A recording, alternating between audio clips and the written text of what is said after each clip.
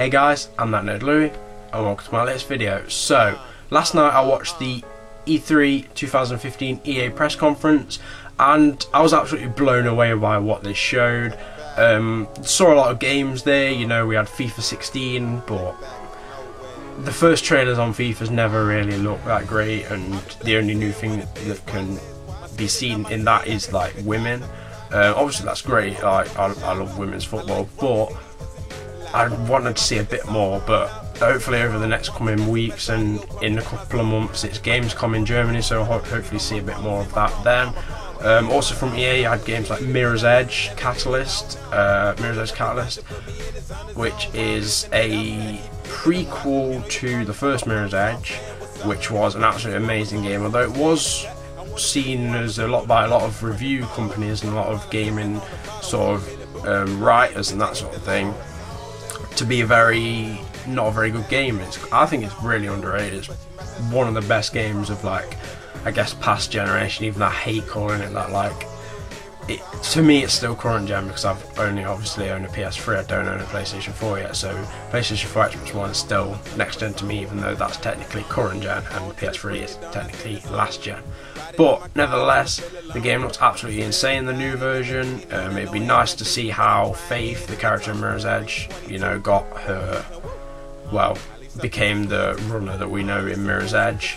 And yeah, it shows up, there's lots of clips from her childhood and things with scenes with her sister and other characters and other runners and Perendella Kruger members, you know, that the private police force, I guess you'd call it, private security, that's the one. The game looks absolutely amazing, so many references to the original game, but so much more like new stuff, which is always good, because what I didn't want was like the exact same game with a little bit of a different story. I wanted like something completely different but with the same formula as the original.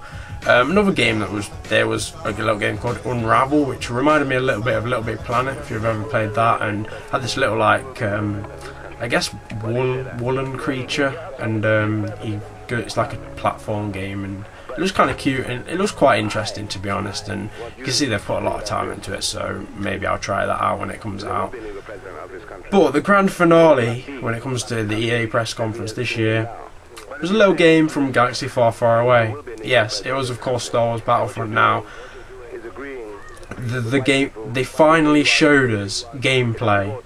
I was like, I don't know why, but from the last couple of events there's been, I mean, there was the PlayStation Experience I think they were at, and I can't remember the last big thing they were at, but I think it might have been E3 last year actually, we were so hyped for some gameplay for that, and we didn't see it last time, and this time I had a sneaky feeling that we weren't going to see a lot.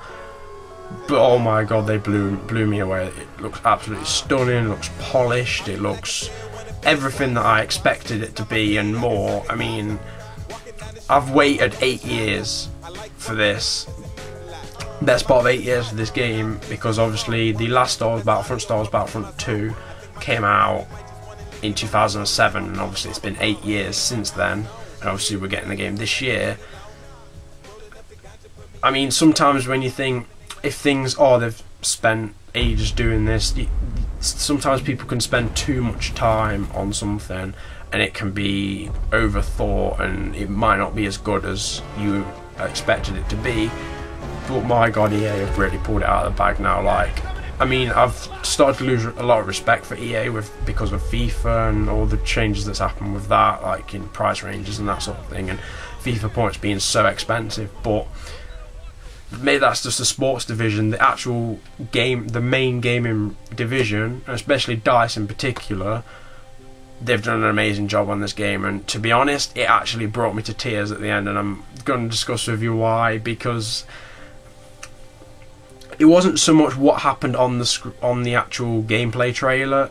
It was just also that I've been waiting for this for ages and I was so hyped, and it just let all the emotion out. And basically, in the gameplay trailer, as you can see on the screen, I'm going to be showing you some clips from it. We have the Battle of Hoth, of course, from Empire Strikes Back, and it's taking you through the different aspects of the battle. It's showing you the rebel troops, it's showing you the stormtroopers, it's showing you the snow speeders, TIE fighters, X-wings, ATSTs, AT-ATs, all that sort of thing, all the new features, you know, the portable shields, the improved jetpacks, all the different weapons. It just goes through everything, and there's two bits that really got me. The first bit was when it switched to the cockpit view within the snowspeeder, and the snowspeeder's heading towards the AT-AT, the big walkers, and the music plays. It's like the classic Star Wars music. I'll have a little bit of the music here, but I don't think I can use too much because of like copyright and all that.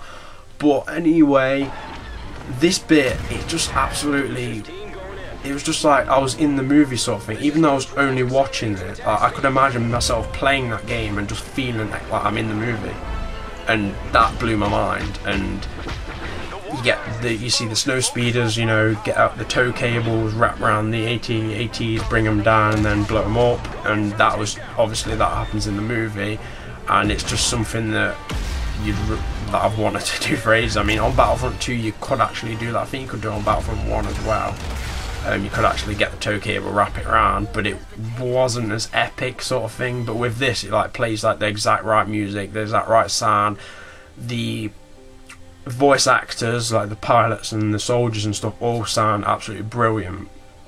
And you know, I was getting a little bit emotional there. I was thinking, oh, surely it can't get better than this. And then this happens. As you can see, rebel soldiers just walking around the battlefield as you do. It's just going about his business.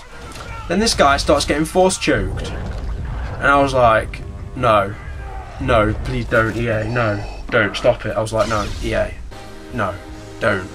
And then I heard the Darth Vader breathing, and you see the soldier that the person who obviously was playing the trailer at the time turns towards that way where he can hear the sound, and you just see Darth Vader standing there, and he just turns on his lightsaber, and oh my god, at that point I was just like, no, like tears literally fell out of my eyes. I was just like, no, I can't. I'm not even ashamed to admit that I cried over a fucking trailer for a Star Wars game. I don't give a fuck. I cried at the Star Wars Episode 7 trailer, the newest one, and you know, I've obviously cried at this. And after that point, you obviously see Luke Skywalker run towards Darth Vader and they start having a fight, and that was also really cool. But by that time I couldn't really see because the tears were just like swimming in my eyes. I was like blinded. I had to like wipe them. I must have seen this trailer about 6 or 7 times now. I just love watching it. It's just incredible, and it's just everything I've hoped for. And you know, I criticise EA a lot for past games and annualised franchises and what they do with FIFA and that sort of thing, but they've really pulled out all the stops on this, and just want to say thanks, EA, cheers. Can't wait to get my hands on the game. I will need a PS4 for it, but I'm working on it. Anyway guys, hope you did enjoy this video. Leave a like if you did. Comment on what your opinions are on E3 if you've been watching it, or what games you're looking forward to that are coming out soon. Subscribe if you enjoy my content in general, and I'll see you next time guys.